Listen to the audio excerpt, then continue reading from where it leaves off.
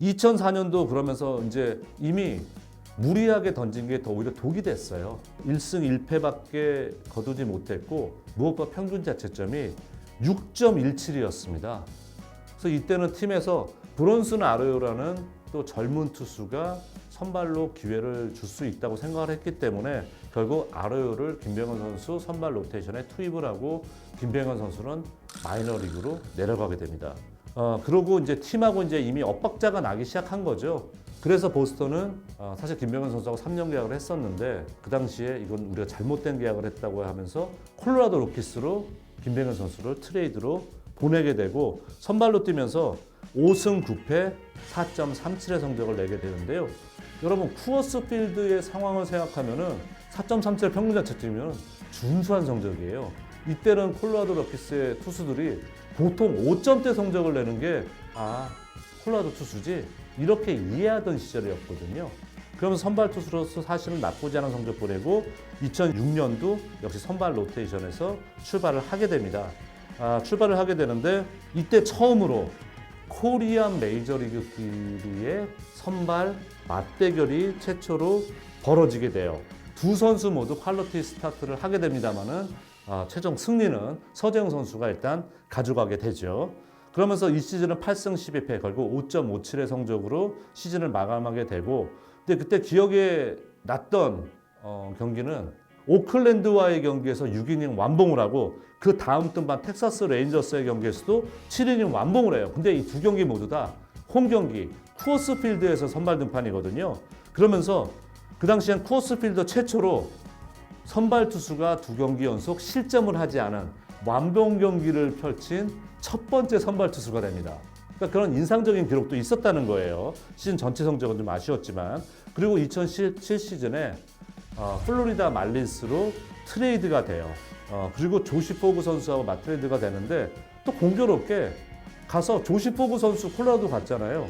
이 선수하고 상대를 하게 되는데 이 조시 포그를 상대로 콜로라도를 상대로 본인 메이저리그 통산 50승을 거두는데 이 경기에서 8삼진 10개를 뽑아내면서 그랬고 또 선발 투수로서 본인이 첫 10승 기록을 달성을 하게 됩니다. 저는 정말 아쉬웠던 부분이 발목 부상 이후에 충분히 휴식을 취하지 못했다. 그리고 그때 무너진 투구 밸런스를 잡을 만한 시간을 본인이 벌지를 못했어요. 나가서 던져야 되는 생각이 앞섰기 때문에 차라리 몇 개월을 쉬더라도 충분히 부상을 회복하고 잃었던 투구 밸런스를 찾았어야 됐던 거죠. 그러면서 그 다음부터는 우리가 알고 있는 사실 호쾌한 투구 모습을 보여주지 못했습니다. 그래서 약간 그 다음부터 좀 이제 저니맨이 되게 되는데요. 피츠버그하고 08년 계약했는데 그 기간 오래 가지 못해요. 그리고 2010년도에 샌프란시스코하고 계약을 맺게 됩니다만은 결국은 스프링 트레이닝을 끝나기 전에 방출이 되게 되고 독립리그까지 가서 뛰는 모습을 보이다가 2011년도에 일본 프로야구 라쿠텐 골든 이글스와 계약을 맺으면서 옵니다만은 18경기에 출장하고 이때는 주로 불펜 투수로 뛰었거든요. 2.66의 좋은 성적을 거뒀어요. 하지만 이제 이때는 메이저리그는 깨끗하게 졌고요. 국내야구로 들어오게 됩니다. 그 당시에 2012년, 14년 넥센 히어로즈의 선발 투수로 뛰게 되는데 사실 이때 성적이 인상적이지 못했죠. 선발 투수로 떴습니다만 각각 6점대, 5점대 평균 자책점을 보여주고 2014년 고향팀 기아 타이거스로 돌아갑니다. 2014년, 15년 이때도 역시 선발 투수로서 좋은 성적을 내지 못해요. 이러면서 이제 본인이 정말 약간 낭인 것 같은 생활을 하다가 2018, 19년 호주 리그죠. 멜버른에 가서 9경기 1승 거두고 0.93. 지난번에 제가 지금 호주 리그 중계를 하고 있는데 첫 경기를 김병현 선수와 같이 해설을 했어요.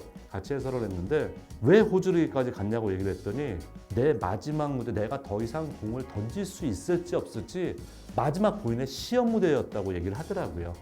시험 무대였었는데 사실 멜버른의 성적은 되게 좋았어요. 말씀드린 0점대 평균 자책점 9경기 기록을 했지만 내가 이 정도면 더 높은 좀 실력이 나은 리그에서 더 이상 뛰기는 쉽지 않겠다는 생각을 들으면서 본인이 은퇴를 선언했습니다. 메이저리그 통산 9시즌을 뛰었어요. 54승 60패 4.42 86세이브 에드리안 벨트레 선수도 메이저리그에서 한 획을 그은 좋은 선수로 기억이 남는데 에드리안 벨트레 선수가 자기가 상대했던 투수 중에서 가장 치기 어려웠던 투수로서는 김병현 선수를 꼽는다고 얘기할 정도로 전성기 때 김병현 선수의 구위는 어마어마했습니다. 물론 본인의 선택이고 또 그런 실력도 있었다고 생각을 합니다만은 저는 이제 워낙 어린 나이에 마무리 투수로 뿌리를 내릴 수 있었기 때문에 마무리 투수 기간을 길게 끌고 왔으면 어땠을까 하는 아쉬움은 남지만 본인의 선택이었고 또 그리고 본인의 그런 후회는 없어요. 단 아쉬웠던 부분 말씀드린 것처럼 발목 부상 생겼을 때 충분히 휴식을 하고 복귀를 했어야 되는데 그걸 하지 못했다는 점. 그게 김병현 선수라는 정말 이 걸출한 선수의 커리어에 가장 좀 후회되는 부분이었다고 본인도 인정하고 저도 그렇게 생각을 합니다. 김병현 선수를 제가 한 획을 걷던 선수로 인정하는 것은 일단 그 어린 나이, 20대 초반의 나이에 마무리 투수로서 코리안 메이저리그 최초의 마무리 투수 역할을 훌륭하게 수행을 했었고 월드 시리즈 무대를 밟았던 선수로 또 인정을 할 수 있고 그렇기 때문에 또 게다가 메이저리그에서 언더핸드의 투수에 대한 인식을 바꿔놨던 그런 선수였기 때문에 김병현 선수를 리스트에 올릴 수밖에 없었고 또 올릴 만한 선수였다고 생각합니다.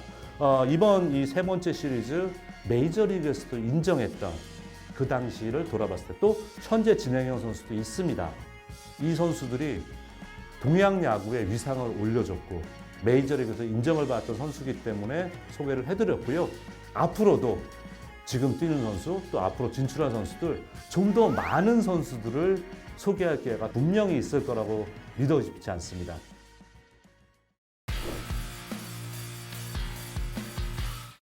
김병현 선수의 일화. 김병현 선수가 이렇게 좀 약간 본인만의 세계가 좀 있었죠. 저기 그 포장마차에서 혼자 딱 소주잔을 기울이고 있는데 팬분이 김병현 선수 아니세요? 아닙니다. 모자 눌러 쓰고 나가고. 선수들 이렇게 현지 선수들한테 몇몇 얘기 들어보면은 잠 얘기 많이 하더라고요. 그러니까 어딜 가도 이렇게 잠을 잘 잔대요. 그리고 그 당시에 공 정말 구기가 어려웠다. 이거는 뭐 메이저리그에서도 아까 에드리안 벨트레 선수 얘기했는데 임재철 선수 그 대학 시절을 비슷한 시절에 같이 다녔었는데 지금도 우와 김병현 선수 얘기하면은 그 공은 손댈 수가 없어요. 풍문화적인 그런 선수고 정말 짧지만 강렬했던 그런 이미지였던 선수로 기억에 남아 있습니다.